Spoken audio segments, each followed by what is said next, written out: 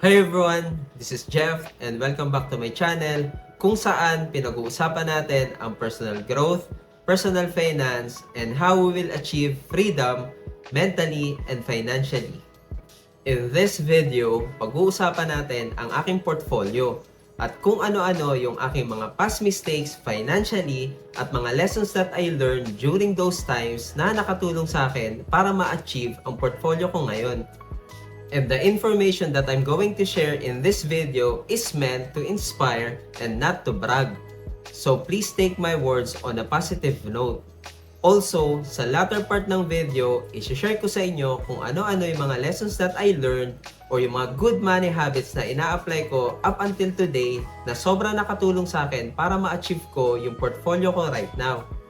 As you can see, ang big chunk ng portfolio ko ay ang aking investment and emergency fund at 40% being followed by real estate or ang aking condominium at around 31%, then retirement and insurance at 14%, stocks and cooperative at 12%, and lastly, a little bit of cash at around 2%.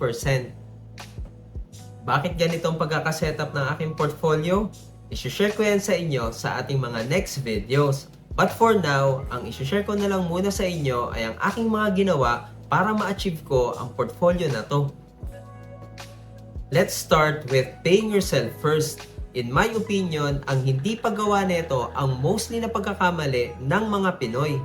Usually kasi we are paying ourselves last dahil hindi natin alam kung paano nag-work ang konsepto na to. Malamang familiar ka sa equation na to.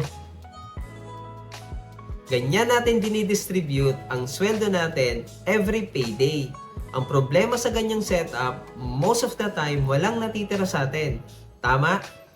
Kasi ang expenses natin ay combination ng needs and wants. Yes, walang masama sa wants kung paminsan-minsan lang.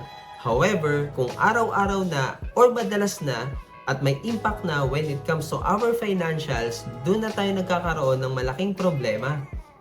And that said, I strongly believe and recommend na ganito dapat ang setup natin every payday.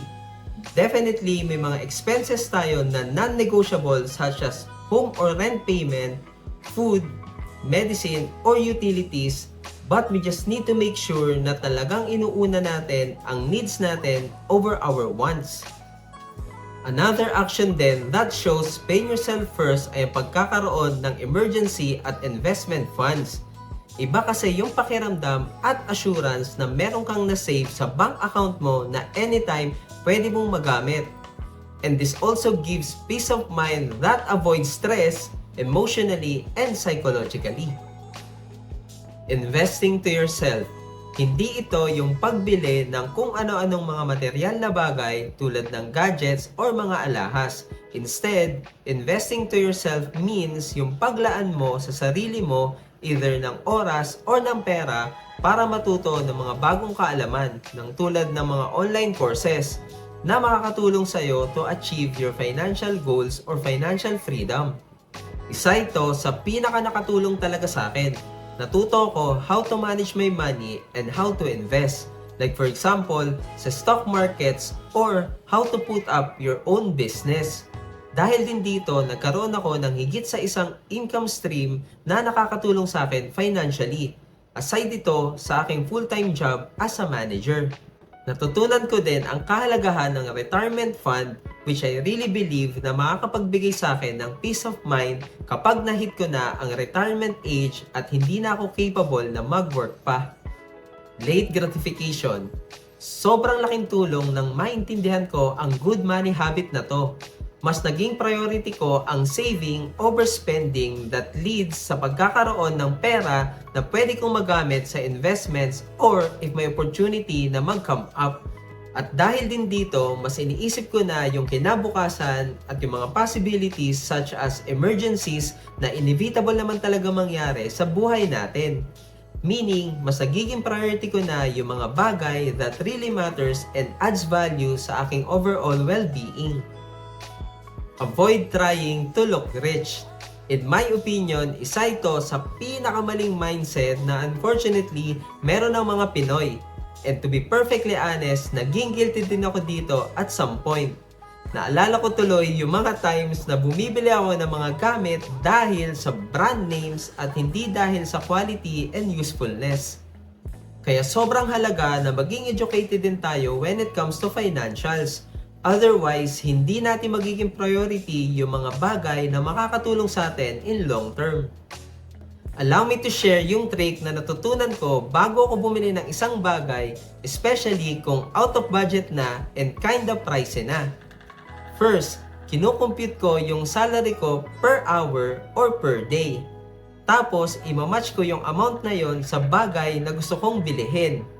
If tingin ko yung amount ay justifiable naman, for example, gusto kong bumili ng isang relo tapos yung relo na yon ay equivalent ng 5 working hours ko and I find it reasonable, then I'll go for it.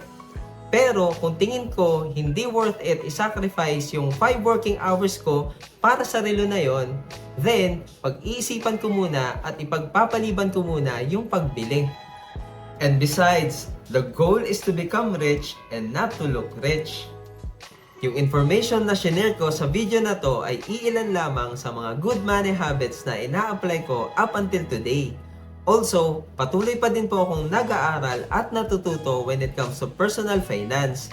So please don't take my words as financial advice and still do your own due diligence and continue learning. At gaya po na nabanggit sa title ng video natin today, nagawa ko po ang portfolio ko in 4 to 5 years time. Yes, hindi po siya madali, pero hindi imposible. And again, this video is meant to inspire and not to brag. Gusto ko lamang pong ipakita na kung kinaya ko, then definitely kaya nyo din. Kailangan lang po talaga natin ng disiplina at edukasyon when it comes to financials. What do you guys think? Do you agree sa information and money habits that I shared?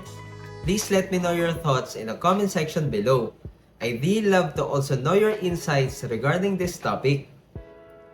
And with that, thank you so much for watching and see you again in our next video.